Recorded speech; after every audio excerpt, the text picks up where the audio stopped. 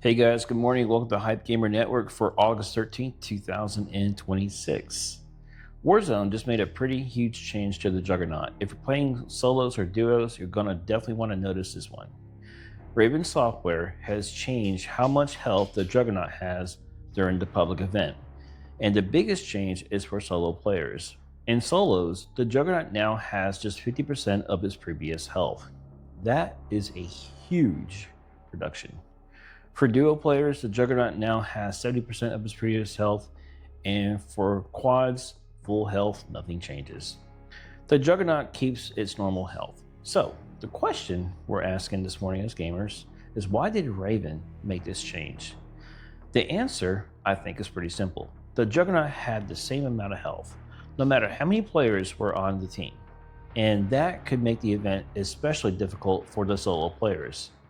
A single player was basically dealing with the same Juggernaut health pool as a 4-person squad, and that was not very balanced.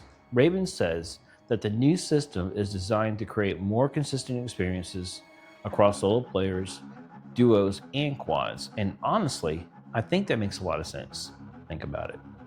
A full squad has 4 players who can shoot the Juggernaut at the same time. They can revive each other, they can share ammunition, and they can coordinate their attacks. A solo player doesn't have that luxury of any of those advantages. It's just one player against a Juggernaut, and everyone else is trying to survive around them. So, cutting the solo Juggernaut's health by 50% could make this much more manageable. And duos get a significant reduction as well at 70%. But there's something else that you should know. Raven isn't saying that Juggernaut changes are finished. The developer specifically says there are more updates that are planned. They're going to continue watching the player feedback, and they're going to keep looking at the gameplay data. That means that this could be just the beginning. The beginning of what? We'll find out soon enough. We could see additional changes to the Juggernaut in a future update, and depending on how players react, those changes could go in either direction. For now though, if you're playing solo Warzone, the Juggernaut has become a lot less intimidating. If you're dealing with just half the health the Juggernaut previously had, but if you're playing duos, you're getting a 30% less health to deal with, and if you're playing quads, about the same. So the big question is, did Raven finally get this right, or should the Juggernaut have been left alone?